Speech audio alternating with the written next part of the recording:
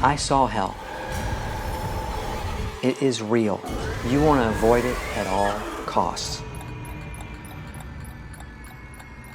I got up at 3 o'clock in the morning, get a glass of water. And suddenly, I was pulled out of my body, like being sucked out of your body. Now, I never had anything like that before. And I found myself falling through the air down this long tunnel, and I landed in a prison cell. It's just as real as me sitting here now. I was awake and cognizant. I was not dreaming. Actually traveling to another place. And when I ended up there, I hit that stone floor, and I looked up and I saw these two enormous beasts in the cell. Creatures. They were 12 and 13 feet tall. Bumps and scales all over the one's body, a huge jaw, sunken in eyes, claws about a foot long. They had the most ferocious, vicious demeanor you can ever imagine, and this extreme hatred for God. They were blaspheming and cursing God. And the one picked me up, threw me into the wall.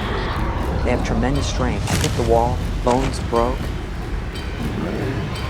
And then the other one dug its claws in my chest and just tore the flesh open. I wanted to die, but I couldn't. And those creatures have no mercy, none whatsoever. And just when they were about to yank my arms and legs off, something grabbed me and pulled me out of the cell. But I was placed over next to this pit of fire, this raging pit of fire that was about a mile across, this pit. Huge inferno with flames raging high up into this open cavern. And it was real fire. It wasn't metaphorical or allegorical flames.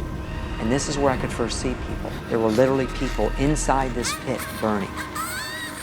I saw the flesh hanging off their bones. They were screaming in agony. I felt so bad for those people. And there were demons pushing people back in. They were trying to claw their way out, desperately trying to get out of this pit. And maggots, disgusting maggots, feeding on people and crawling all over everything. And like I said, the smells are the most foul, putrid, disgusting odors you didn't want to breathe because it was actually toxic. It was so foul. You have to fight and gasp for even the tiniest bit of air, and this is how you breathe in hell. It was like,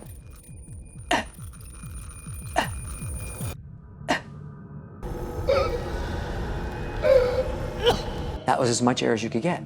So any moment you think, I'm going to die, I don't have enough air to breathe.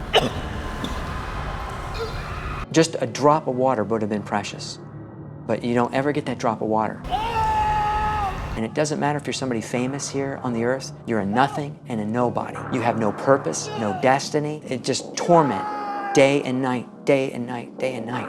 Help me! I literally felt like I'd been there 23 weeks, even though I was there 23 minutes. I wanted to communicate with my wife somehow and let her know where I was at. My wife and I are very close. That thought alone to live with for all eternity was really, really tormenting for me. To know that I'll never get to tell her where I'm at. Annette!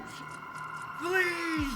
God, no! And I woke to screams coming from our living room. Oh my God! And I found my husband in a state that I have never, ever seen him in. Help! I'm in hell! Anyone who knows Bill knows he's real calm, he's conservative, he's real peaceful in his nature. So to see your husband in complete terror crying out from your living room floor is beyond shocking. I'm sorry! And I'm thinking, is he dying? Do I need to call 911? Do I need to call emergency services? And he began to scream out, and he screamed, pray for me, the Lord has taken me to hell. Pray for me, pray for me. And I just began to pray for Bill. And after about 20 minutes, he began to calm down, and the Lord very graciously took the torment and the fear from his mind. But he left the memory of what had happened so he could share his story. And that's what he's been doing. This experience absolutely has changed my life. And anybody that could see hell, it would change their life too. I had a successful career, making $500,000 a year. Why would I leave that career just to subject myself to the ridicule. But I can tell you why. It's because God doesn't want anybody to go to this place. You know, He didn't make it for man. He made it for the devil and his angels, but man has a choice. He gives man a free will. And Jesus paid that price so that you wouldn't have to. You can pay it, or you can let Him pay it. He paid it for you. You don't have to go to this place. It is up to you. You know, I only spent 23 minutes in this place, and I'm telling you, I saw it. Hell is a real place. It really exists. You want to avoid it at all costs.